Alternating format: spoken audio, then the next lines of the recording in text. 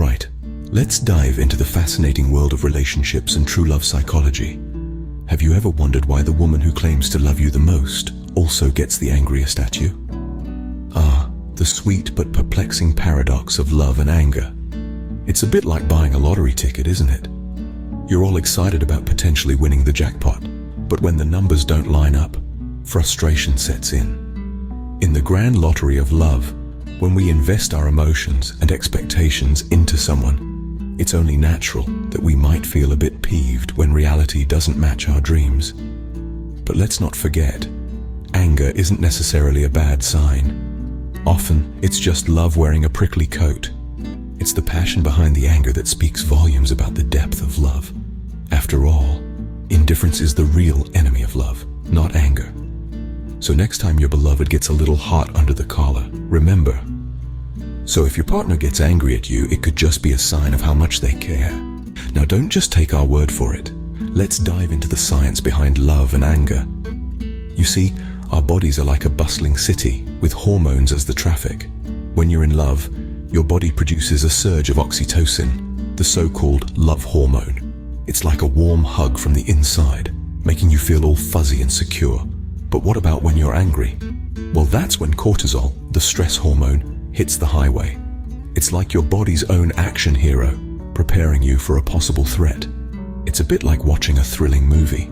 You're on the edge of your seat, heart pounding, ready for anything. Now, when you're in a heated argument with your partner, these hormones are having a wild party, causing a traffic jam of epic proportions. Oxytocin is trying to maintain the peace, while cortisol is ready for a showdown. So, the next time your partner gets angry, remember it's just their love hormones having a bit of a roller coaster ride. Now that we know why your beloved gets angry, let's talk about how to handle that anger in a healthy way. When your partner is fuming, it's important to listen. Really listen. Not just hear the words, but understand the emotions behind them. Keep in mind, anger is often just the tip of the iceberg, masking deeper feelings like hurt or fear. Next, remember to breathe. I mean it. Take a deep breath right now.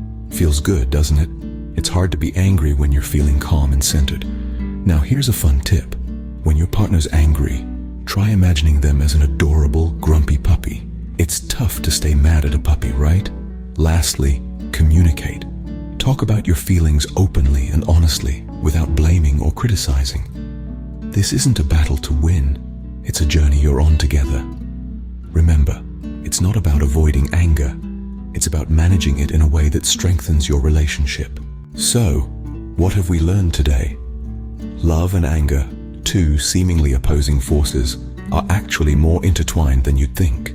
Like two sides of the same coin, they coexist in the complex realm of human emotions.